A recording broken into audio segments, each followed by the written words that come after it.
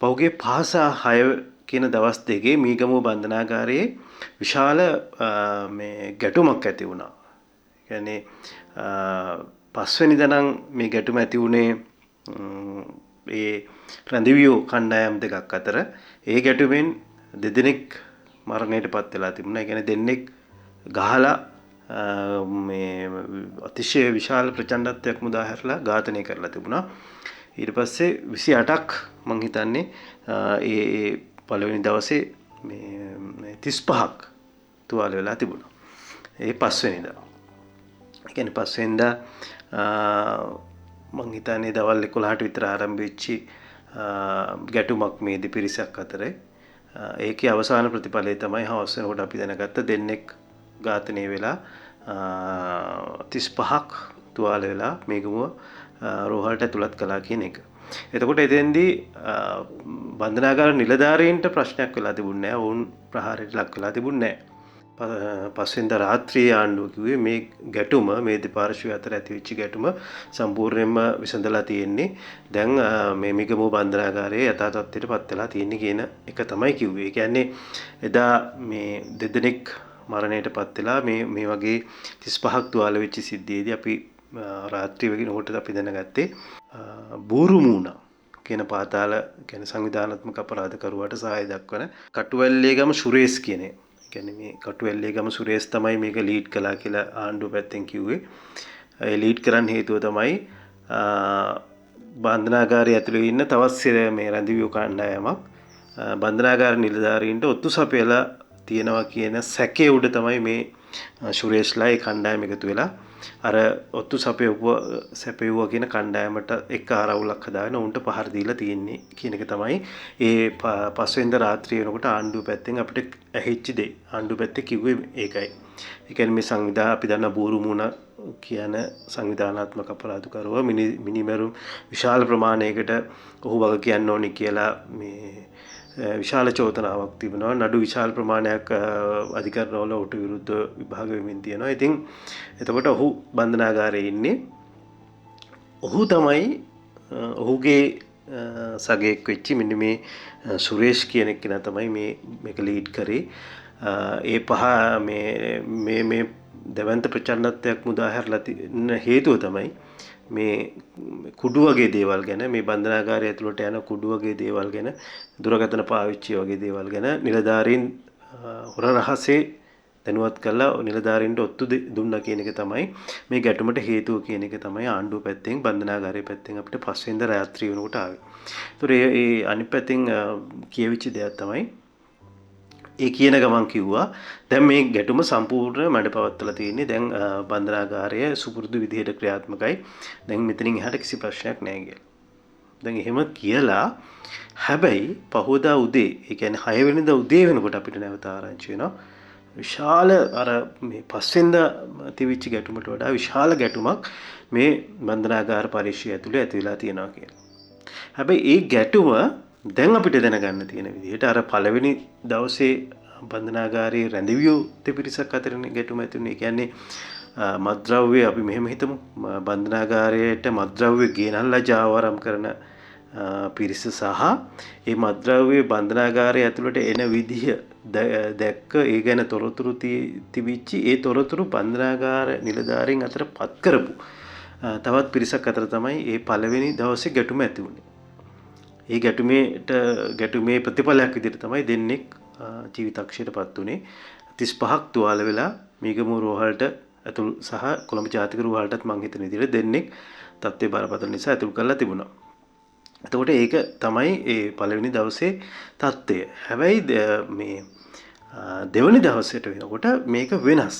ඒ කියන්නේ දැන් අමාත්‍යවරයාම කියන විදිහට දෙවෙනි දවසේ සිදුවීම් ඇති වෙලා තියෙන ආහාර දෙන්න අවස්ථාවේදී ඒ අවස්ථාවේදී තමයි මේ අමාත්‍යවරයා නම් කියන්නේ අර දෙපිරිස අතර නැවත යම් ඝර්ෂණයක් ඇති වෙලා තියෙනවා මේ උදෑසන. ඒ ගැටුමත් එක්ක එතෙන්දී මැදිහත් වෙච්ච නිරායුධ බන්ධනාගාර නිලධාරීන් දෙදෙනෙකුට මේ සිරකරුව අමානුෂික විදිහට පහර දීලා තියෙනවා කියන එක. සහ ඒ පහර කෑමෙන් බේරා ගන්න බන්ධනාගාරය තුල හිටපු නිලධාරීන් තව ප්‍රමාණයක් ඒකට මැදිහත් වුණා මේ ගැටුමට මැදිහත් වුණා ඔවුන්ටත් අමානුෂික විදිහට මේ රැඳවියෝ පහර දුන්නා කියන එක. එතකොට අන්න ඒ විදිහට පටන් ගත්ත ඒ කියන්නේ 6 වෙනිදා පටන් ගත්ත මේ ගැටුම හවස් වෙනකන් යනවා. ඒකේ අවසාන ප්‍රතිඵලය තමයි නිලධාරීන් 7 දෙනෙක් අමානුෂීය විදියට ඝාතනයට ලක් වෙනවා. ඒතකොට මේ ඝාතනයට ලක් වෙච්ච 7 දෙනාම අපිට දැනගන්න තියෙන විදියට තරුණ විදියට පහර කෑමට ලක් වෙලා තමයි ඝාතනය වෙලා තියෙන්නේ. ඒ කියන්නේ පොළු වලින්, ගල් වලින් ඒ වගේ මේ විස්තර කරන්න අමානුෂික විදියට පහර කෑමට ලක් වෙලා තියෙනවා කියලා අපිට රෝහලෙන් ඒක එන ආරංචි මාර්ග වලින් දැනගන්න තියෙනවා. සමහරුන්ගේ පින්තූරත් මං හිතන්නේ මම දැක්කා සමාජ මාධ්‍ය ජාලාවල වෛරල් වෙලා තියෙනවා.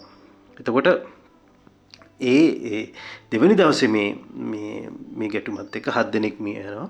ඒ වගේම අර පළවෙනි දවසේ දෙන්නත් එක්කම දෙවෙනි දවසේ මං හිතන්නේ 17ක් රැඳවියෝ මිය යනවා.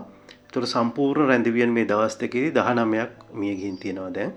ඒතකොට ඒ රැඳෙනි මේ දෙවෙනි දවසේ ඝාතන මිය ගිය රැඳවියන්ගේ රෝහල් ආරංචි මාර්ග කියන විදිහට හැවගෙම ශරීරවල මේ වෙඩි වෙදිච්ච තුවාල තියෙනවා කියන එක තමයි අපිට දැනගන්න තියෙන්නේ. එතකොට ඒක හරි අමාත්‍යවරයා කියනවා මේ බන්ධනාගාර නිලධාරීන් තමන්ගේ ආත්ම ආරක්ෂාව තකා සහ මේක කන්ට්‍රෝල් කරන්න තමන්ට තියෙන බලය පාවිච්චි කරලා තියෙනවා. අවම බලය පාවිච්චි කරලා උන්ට වෙඩි තියලා තියෙනවා කියන.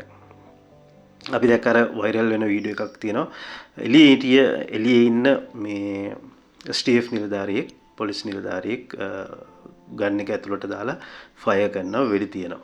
මේ අපි දැන් ඒක ගැන ලොකු සංවාදයක් කරනවා. එහෙම කරන්න පුළුවන්ද මෙහෙම කොහොමද කියලා. නමුත් එහෙම අන්නේ වගේ කොහොම හරි වෙඩි වෙදිච්ච තුවාල තමයි මේ 17 දෙනාගෙන් ඒ හැවටම ගොඩක් ඇඩ තියෙන්නේ වෙඩි වෙදුණු තුවාල කියන එක තමයි ස්පිරිතාලයේ ආරංචි මාර්ග කියන්නේ. දැන් මේක ඇත්තටම මොකද වුනේ?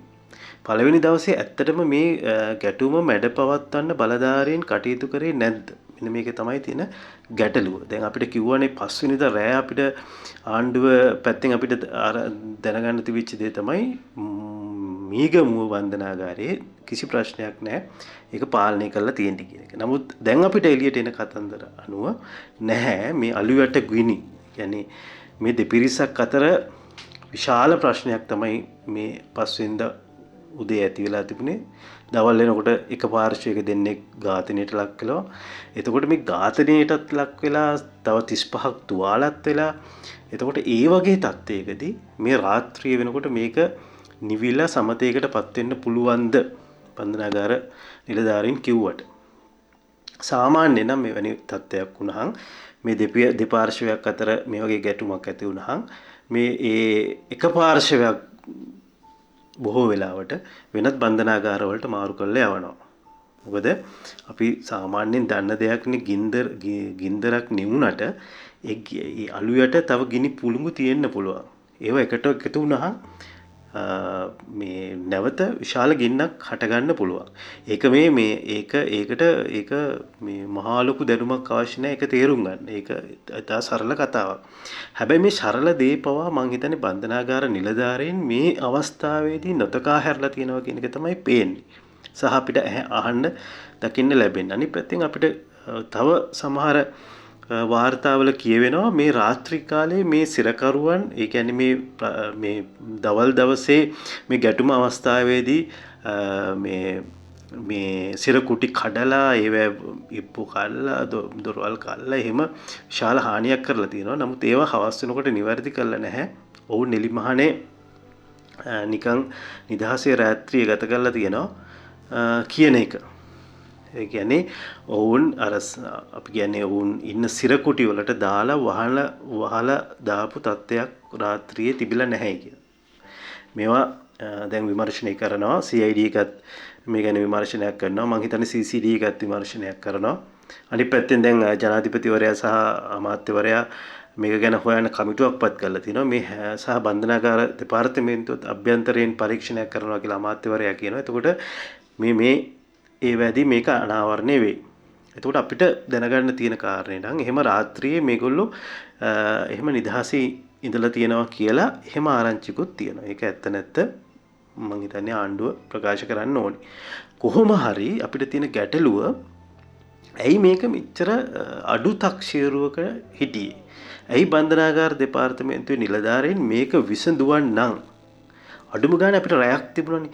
ඒ කියන්නේ අපි දන්න විදිහට රෑ 7-8 වෙනකොට මේක මේ ප්‍රශ්නේ ඉවරයි කියන එක තමයි අපිට ආරංචි වුනේ. එතකොට විශාල කාලයක් තියෙනවා මේ නිලධාරීන් ඕනනම් වෙනත් බන්ධනාගාරවලට මාරු කරලා යවන්න තිබුණා. දැන් අමාත්‍යවරයාම කියලා කියනවා අද පාර්ලිමේන්තුවේදී 700 ගාණක් 700 මං හිතන්නේ අමාත්‍යවරයාම මේ පාර්ලිමේන්තුවේදී කියනවා 734ක් වෙනත් බන්ධනාගාරවලට දැන් මාරු කරලා යවලා තියෙනවා. කියන්නේ මේ ගැටුම් වලට මූලික වෙච්ච අය 734ක් වෙන බන්ධනාගාරවලට වැලිකඩ කුරුවිට අගුණුගල පැලැස්ස වගේ බන්ධනාගාරවලට මාරු කරලා යවලා තියෙනවා කියලා. ඇයි මේක මෙච්චර පමා වුණේ?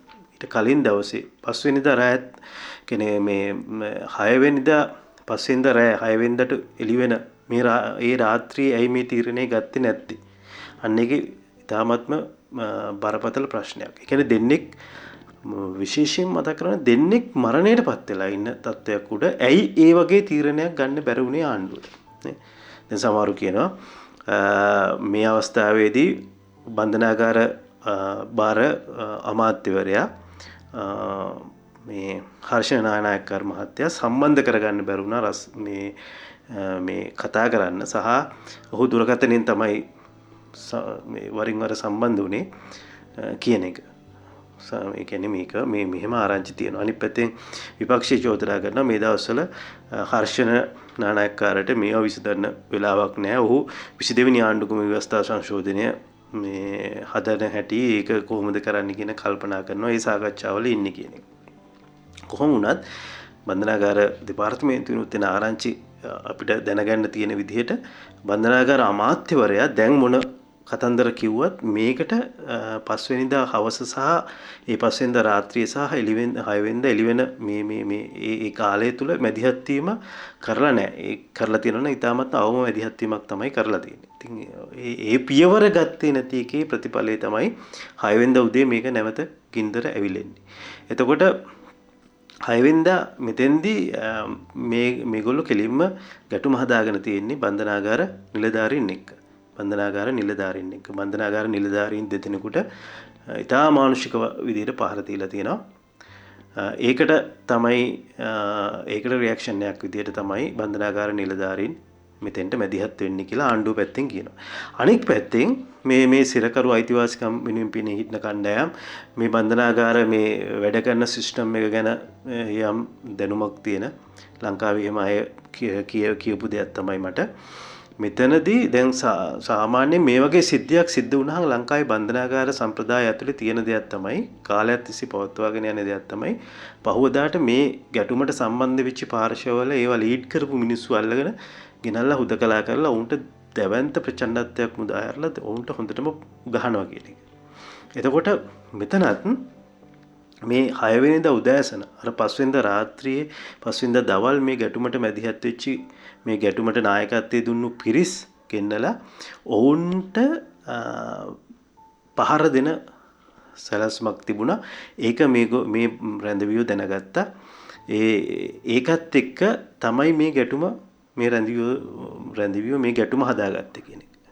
එතකොට ඒක කියන විශේෂයෙන්ම දැන් මේ පරීක්ෂණ යන හින්දා ඒගොල්ලන්ට හොයලා බලන්න පුළුවන් CID එකට මේ ගැන විමර්ශනය කරන්න පුළුවන්. මේ වෙනත් බන්ධනාගාර වලින් ගියපු නිලධාරීන් තමයි මේ ක්‍රියාවලියට සම්බන්ධ වෙන්න ගියේ සහ ඒකත් එක්ක මේ සිරකරුවන්ගේ ප්‍රහාරයට රැඳවියන්ගේ ප්‍රහාරයට ලක්ුණේ වෙනත් බන්ධනාගාර වලින් මෙතෙන්ට ගිය නිලධාරීන් කියලා. එතකොට ඒක හොයාගන්න හරි සරල දෙයක්. මේ දැන් මේ ඝාතනයට ලක් වෙලා ඉන්න තුවාල ලැබලා ඉන්න බන්ධනාගාර නිලධාරීන් කොයි බන්ධනාගාරවලද රස්සාව කරන්න කියන එක හොයාගන්න අමාරු නෑ. ඒතොර එහෙම කතාවකුත් මෙතන තියෙනවා. ඒතොර මේ බන්ධනාගාර ලංකාවේ බන්ධනාගාර තුල තියෙන මේ සම්ප්‍රදාය ඉදිරියට පවත්වාගෙන යන්න ගිහින් හටගත්ත ගැටලුවක් කියලාත් කියනවා. ඒතොර එහෙම හේකුත් තියෙන මේ විමර්ශන අංශ වලට ඒක ගැන විමර්ශනය කරන්න පුළුවන්. තව කියනවා මේ බන්ධනාගාර නිලධාරියෙක් කනේ පාරක් ගහලා තිනවා. ඒකත් එක්ක මේ ගැටුම ඇති වෙලා තියෙනවා කියලා. කොහොම වුණත් දැනගන්න තියෙන විදිහට මේ දෙදෙනෙක් මැරිලා කෙලවර වෙච්චි පස්වෙනිදා මේ ගැටුම සමනය වුණා කියලා ආණ්ඩුව කිව්වට සමනය වුණා කියලා බන්ධනාගාර දෙපාර්තමේන්තුවේ නිලධාරීන් කිව්වට ඒක එහෙම නෙවෙයි වෙලා තියෙන්නේ. අලුයට ගිනි තිබිලා තියෙනවා. එතකොට ඒක ස්ථිරසාරව විසඳීමේ වැඩපිළිවෙලක් ආණ්ඩුවට තිබිලා නැහැ. බන්ධනාගාර දෙපාර්තමේන්තුවට තිබිලා නැහැ. මේ මීකමු බන්ධනාගාරයේ බලධාරීන්ට තිබිලා නැහැ. ඒක තමයි මේ ගැටුමට ප්‍රධානම හේතුව. එහෙම තිබුණා නම් ඔවුන් විශේෂයෙන් අපි දන්නවා මේ පස්වෙනිදා ගැටුම වෙච්ච වෙලාවේ STF එකකින් මෙතෙන්ට ගියා, අමුතර පොලිස් නිලධාරීන් ගියා, මෙතන හමුදාවත් ගියා. එතකොට පිරිස් බලය ඕනවටත් වැඩි තියෙනවා. අපි දන්නවා බන්ධනාගාරවල සේවකයෝ 4 දෙනෙක් ඉන්න ඕනි තැනක එක්කෙනයි. එහෙම සේවක දැවන්ත සේවක හිගයක් තියෙනවා. එතකොට මේ ප්‍රහාරයට ලක් වෙන්න එක හේතුවක් ඒක. ඒ කියන්නේ තමන් මේ සිරකරුවන් බලය ආරෝපණය කරගන්න එක හේතුවක් තමයි මේ නිලධාරීන් හිගිය. ඔවුන් මේ නිලධාරී හිගිය දන්නවා. හරිද? ඒක එක කතන්දරයක්. කොහොම වුණත් ඔවුන්ට මේ පස්වෙනිදා රෑම මේක ඉවර කරන්න තිබුණා. මං කියන්නේ මේ වෙඩි තියලා ඉවර කරන්න නෙමෙයි, මේක निराකරණය කළා මේ සිරකරුවන් වෙනත් බන්ධනාගාර තුලට මාරු කරලා මේ ගැටුම සමතේකටපත් කරන්න ඕනෑ තරම් ඉඩ මේ රාත්‍රී කාලයේ උන්ට තිබුණා. නමුත් ඒක කරේ නෑ. ඒ කරපු නැති එකේ ප්‍රතිවිපාක තමයි අවසානයේ පහවදා මේ භුක්ති විඳින්නේ. ඒ කියන්නේ දැන් බන්ධනාගාර නිලධාරීන් මම දන්නවා 7 දෙනෙක් ඝාතනයට ලක් වෙලා තියෙනවා. මේක මේ කොයි තරම් රාජ්‍යයට දැනෙනවද? විශේෂයෙන්ම මේගොල්ලෝ ඝාතනය වෙලා තියෙන්නේ තාමත්ම අධික ප්‍රචණ්ඩත්වයක් මුදා හැරලා ඒකේ ප්‍රතිඵලයක් විදියට.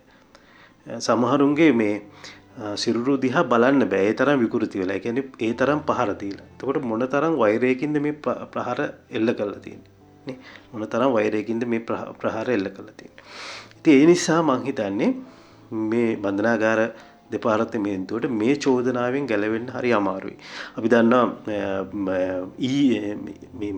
ඊයේ හවස් වෙනකොට බන්ධනාගාරයේ බාර අමාත්‍යවරයා හර්ෂන් නානායක්කාර ඇමතුමා කියනවා ඔහු බන්ධනාගාර බාර අමාත්‍යවරයා විදිහට මේකේ වගකීම බාර ගන්නවා කියලා. වගකීම බාරගත්තට විතරක් වැඩක් නැහැ. වගකීම බාර අරගෙන වග වෙන්න අවශ්‍යයිනේ. වග වෙන්න අවශ්‍යයි. අපි මේ ආණ්ඩුව විශේෂයෙන්ම මේ අලුත් පාලන සංස්කෘතියක් රටට හඳුන්වා දෙන්න සිස්ටම් චේන්ජ් එකකට ආපු මේ රජයක් ආණ්ඩුවක් තියෙන ජනාධිපතිවරයෙක් ඉන්නේ. එතකොට මං හිතන්නේ හරිනම් වගකීම අරගෙන ඔහු මේ තනතුරෙන් ඉවත් වෙලා යන්න ඕනේ නේ. නමුත් ඒක වෙන බවක් පේන්නේ නැහැ. කොහොම හරි ඊට පස්සේ ඔහු අද පාර්ලිමේන්තුවෙත් ඇහිලා විශේෂ ප්‍රකාශයක් කළා මේ බන්ධනාගාර ප්‍රතිසංස්කරණය සඳහා ක්‍රියාත්මක කරන වැඩ ගැන සඳහනක් කරා. ඒක ඉතාමත්ම වැදගත්. හැබැයි මේ කතාව විශේෂයෙන්ම දැන් මේ අපි දන්නවා මේ 54 ගහලා අතික ලෙස මේ රිමාන්ඩ් බාරයටපත් කරනවා. මේ පැනඩෝල් කුඩු තියාගෙන හිටිය එකත් රිමාන්ඩ් වෙනවා. ඇත්ත කුඩු තියාගෙන හිටිය එකත් රිමාන්ඩ් වෙනවා නේද? ඒක පැනඩෝල්ද ඇත්ත කුඩුද කියලා හොයාගන්න අවුරුදු 1කමාරක් විතර යනවා. එතකොට මේ අවුරුදු 1කමාරම බන්ධනාගාරය ඇතුලේ ඉන්න වෙනවා නේ. එතකොට එහෙම විශාල ප්‍රශ්නයක් තියෙනවා. ඒ ප්‍රශ්නේ අඳුරගෙන තියෙනවා කියලා මේ අමාත්‍යවරයාගේ මේ ප්‍රකාශයෙන් පේනවා. මොන නීති ගෙනාවත් මොන දේවල් ගෙනාවත් දැන් මේ පස්වෙනිදා රාත්‍රියේ සිද්ධ වෙච්ච මේ නොතකා හැරීම වගේ දේවල් නැවත නැවතත් සිද්ධ වෙන්න පුළුවන් නේ. නැවත නැවතත් සිද්ධ වෙන්න පුළුවන්. ඒ නිසා ඒක ඉතාමත්ම වැදගත්. ඒ ගැන හිතන එක. කොහොම හරි දැන් ඊගාවට දැන් අපි දන්නා බන්ධනාගාර ලංකාවේ බන්ධනාගාර ඉතිහාසයේ 1983 කළු ජූලිය වෙලාවේදී ඒ බන්ධනාගාර දෙමළ සිරකරුවන් 53 දෙනෙක් අතිශය අමානුෂික විදිහට ඝාතනය කරා.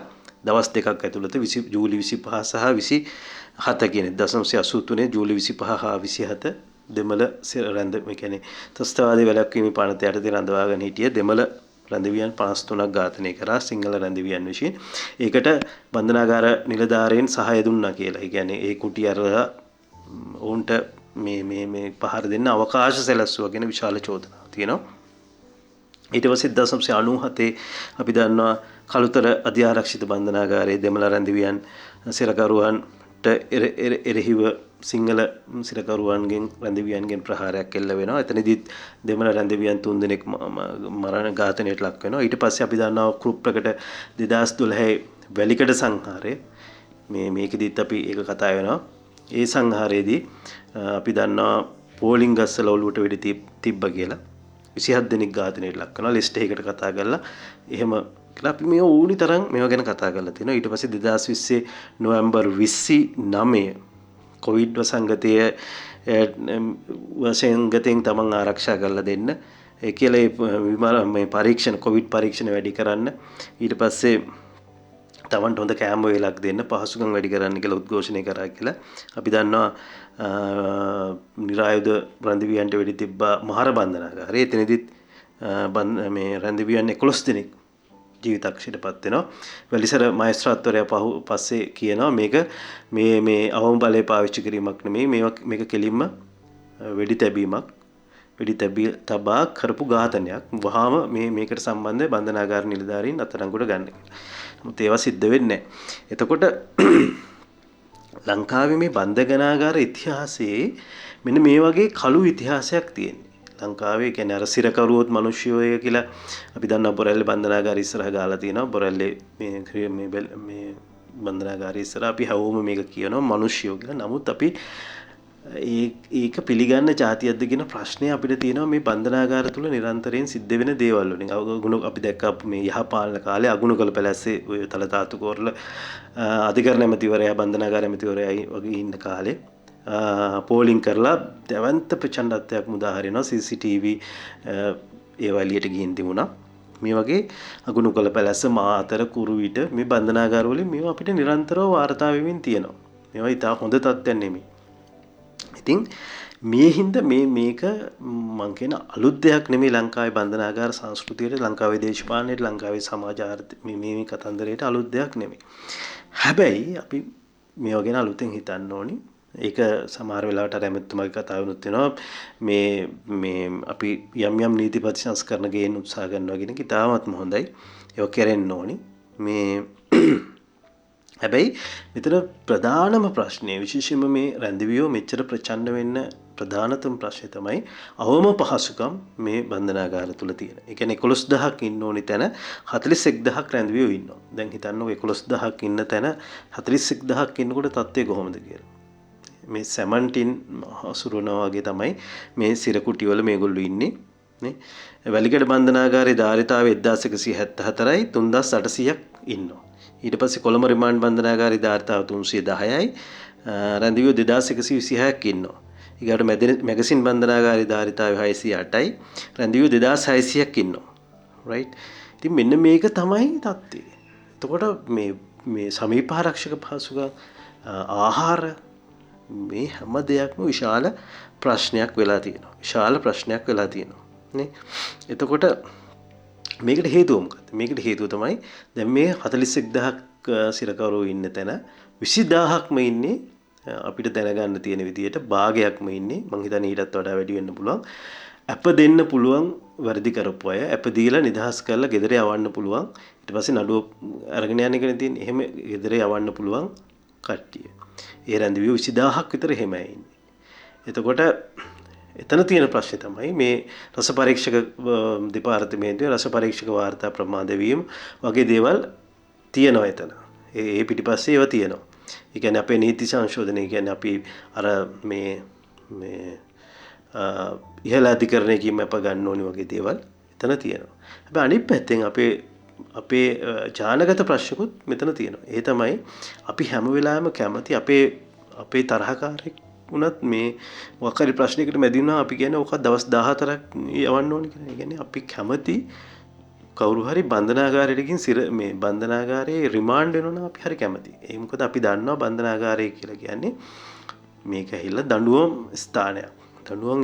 කවුරු හරි අපේ තරහකාරයෙක් මේකට වෙලා ඇතුළට යනවා අපි හරි කැමති.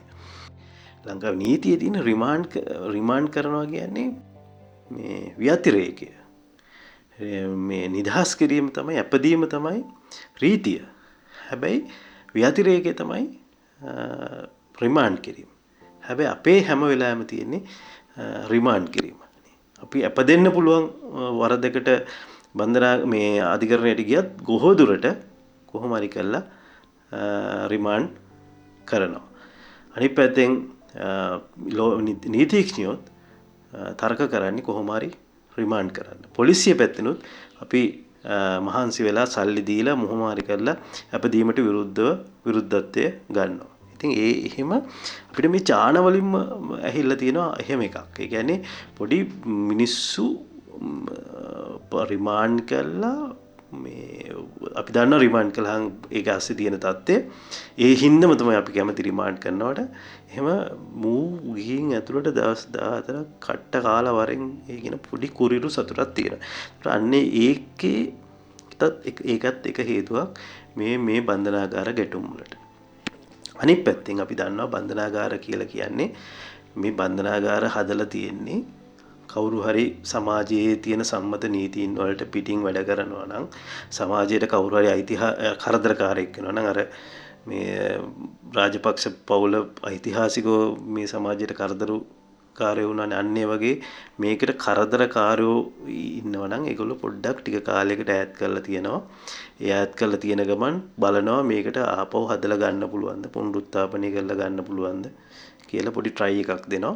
එහෙම ඈත් කරලා තියෙන එතකොට මේ සමාජයෙන් හුදකලා කරලා තියෙන එක තමයි මේ සිරගත කරනවා කියන එකේ වැඩේ.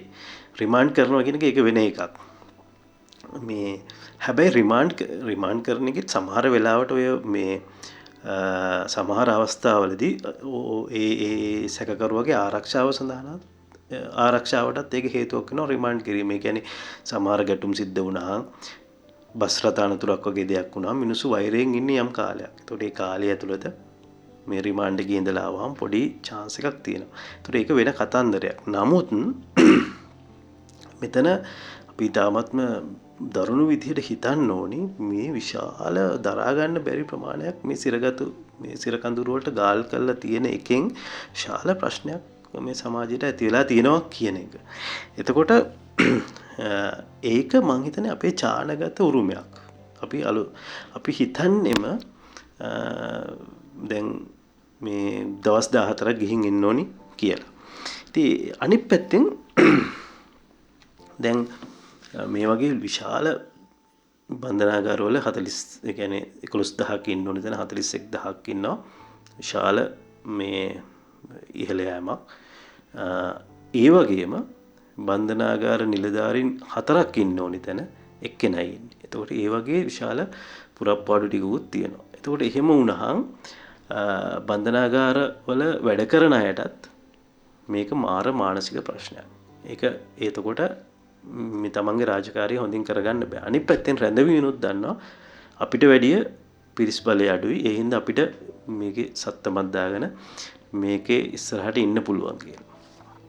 එතකොට ඒක කඩන්න නම් දැවැන්ත ප්‍රචණ්ඩත්වයක් උදාහරින්න වෙනවා බන්ධනාගාර නිලධාරීන්ට. හොඳට ගහන්න වෙනවා. ඒ කියන්නේ පොඩි වැරද්ද කරත් හොඳට ගහන්න වෙනවා. අපි දන්නවා අර අගුණුකොළ පැලැස්සිදී මේ එක රැඳිවියෙක් ඝාතනය කරලා තිබුණා. ඒ ඝාතනය කරපු රැඳිවියා ඝාතනය කරලා තිබුණේ දරුණු ලෙස පහර දීමෙන්.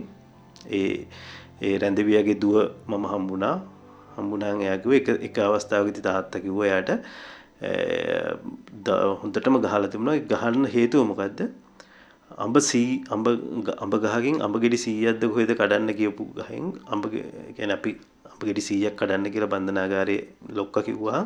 ගහට නැගලා මේ යකා මේ අතු හෙලවුවාන් ඉතින් 100 ගණන් කරලා මේ කඩන්න දඹ බෑනේ. 500ක් විතර වැල්ලා මෙන්න මේ වැඩියෙන් කැඩුවා කියලා හොඳටම ගහලා තිබුණා. ඉතින් බන්ධනාගාරය කියලා කියන්නේ මෙන්න මෙහෙම එකක්. මෙහෙම තැනක්. ඒ කියන්නේ සුළු වැරද්දක් කළත් තා දැවැන්ත ප්‍රචණ්ඩත්වයක් මුදා හරිනවා. මොකද නිලධාරීන් දන්නවා මේ ප්‍රචණ්ඩත්වයේ මුදා හැරියේ නැත්තම් මුන් අපිට කන්ට්‍රෝල් කරගන්න බෑ කියලා. මොකද පිරිස් බලය අඩුයි. බන්ධනාගාරේ අර 4 දෙනෙක් ඉන්න ඕනි තැන එක්කෙනයි ඉන්නේ. එතකොට මේකට එක හේතුවක් මේකත්.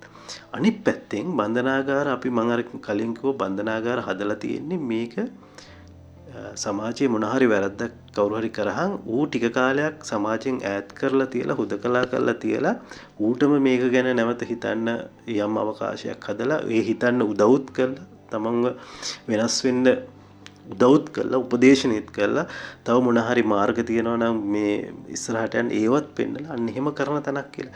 එතකොට ඒක මේකෙන් වෙනවද? නැහැ. ලංකාවේ බන්ධනාගාර කියලා කියන්නේ දැන් කුඩු ගහන එකට ලංකාවේ බන්ධනාගාර ඇතුළට ගියන් එළියේ ඉන්නකොට සමහර විට දවස් සතියකට දවස් දෙක ගහපු එක බන්ධනාගාරය ඇතුළට ගියන් දවස් 7ම ගහනවා. ඒ මොකද බන්ධනාගාරයේ එළියටත් වැඩිය කුඩු තියෙනවා. බන්ධනාගාරයේ එළියටත් වැඩිය කුඩු තියෙනවා. ඒතර මෙන්න මේක තමයි ප්‍රශ්නේ. ඒ කියන්නේ අපි බන්ධනාගාරයක් ඇතුළට කොටු කිරීමේ අරමුණ මේ බන්ධනාගාර අස්සෙන් ඉටු වෙනවද කියන බරපතල ප්‍රශ්නේ තියෙනවා. එතකොට අපි බන්ධනාගාරයක් ඇතුළට යනකොට කාටවත් මොබයිල් ෆෝන් එකක් හරි මොකවත් අරන් යන්න දෙන්නේ නැහනේ.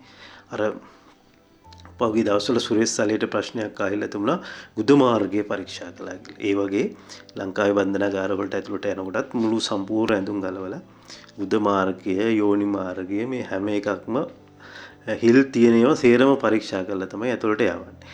හැබැයි මේ හිල් සේරම පරීක්ෂා කරලා ඇතුළට යවුවත් ඇතුළට ගියාට පස්සේ එක ෆෝන් එළියේදී එක ෆෝන් එකක් පාවිච්චි කරපු එක ඇතුළේදී ෆෝන් 4ක් 5ක් පාවිච්චි කරනවා. ඇතුළේදී ෆෝන් 4ක් 5ක් පාවිච්චි කරනවා. ඒ විතරක් නෙමේ එළියේදී මේ අර පොඩි මේ Nokia පොඩි ෆෝන් එක පාවිච්චි කරපු එක ඇතුළේදී ස්මාර්ට් ෆෝන් එකකින් Apple ෆෝන් එකකින් ගෙදෙට්ට වීඩියෝ කෝල් ගන්නවා. මෙන්න මේක තමයි ලංකාවේ බන්ධනාගාරවල තත්ත්වය. එතකොට මෙන්න මේවා කරන්නේ කවුද?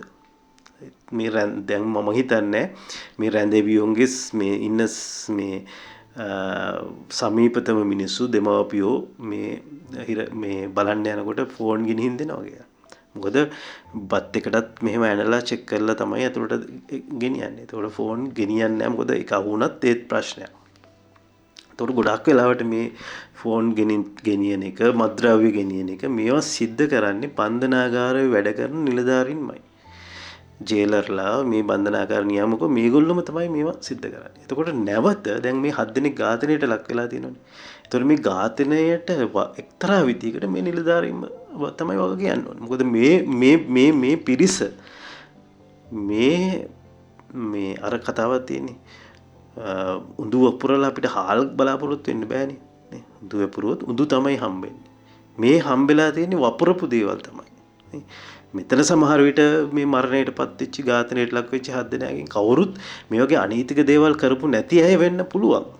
නමුත් ඒ අනීතික දේවල් කරපු මිනිස්සු නිසා මේගොල්ලෝ අද ඝාතනයට ලක් වෙලා තියෙනවා. එහෙනම් මං හිතන්නේ මේ පද්ධතියම නැවත ශාල පිරිසුදුකරණයක් ක්ලීන් වීමක් සිද්ධ වෙන්න ඕනේ. ඒ හින්දා මං හිතන්නේ ඊටමත් දැන් අර තුමා කිව්වා ආපහු අපි අර මේ සමහරු ඇරෙස් කරන්නේ හවුස් ඇරෙස් කරන. ඒ කියන්නේ වැඩිකාරයෙක් අපි ඒගොල්ලෝ හඳුනාගත්තට පස්සේ අපි ඒගොල්ලෝ ගෙදරම සිරගත කරලා වගේ තියෙනවා. ඉලෙක්ට්‍රොනික මේ ඕස්ට්‍රේලියාව වගේ රටවල් වල ඒවා දැන්ටමත් පාවිච්චි කරනවා.